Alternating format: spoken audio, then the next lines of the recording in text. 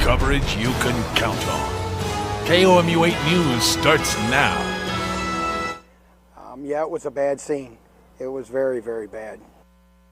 Today, neighbors in Hermann are still processing a tragic car accident that killed one woman yesterday. Good afternoon. I'm Eric Breese. And I'm Emily Spain. Thanks for joining us. Around 1:30 Saturday afternoon, a trolley hit an SUV when the driver pulled out of a driveway on Highway 100. KOMU 8's Travis Breese is live in Hermann at the scene of the accident. He spoke to witnesses of the incident and has been talking to folks all day. Travis? Emily and Eric, people here are still pretty shook up about yesterday's accident. It happened just behind me on Highway 100. You can still see some caution tape tied between that post and that fence over there, and there's still some glass on the roadway as well.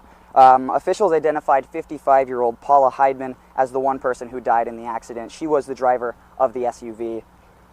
Heidemann's two grandchildren, Autumn and Grace, were in the car with her. They are now at two hospitals in Columbia with non-life-threatening injuries.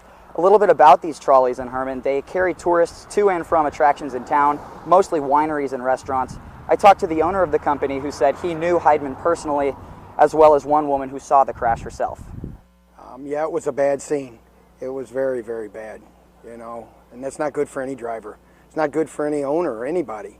It's not good for Hermann, and we're just terribly, terribly sad about it. And there's two young girls out here without a grandma.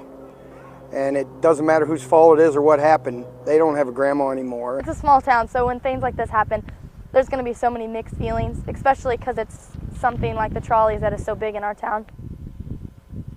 There were 7 people on the trolley, but they only sustained minor or moderate injuries, even though none of them were wearing seatbelts. Sanderlin told me that seatbelts on trolleys would be a state law, and there isn't one, but he would be in favor of a law that would do just that. Reporting live in Hermann, Travis Breese, KOMU 8 News.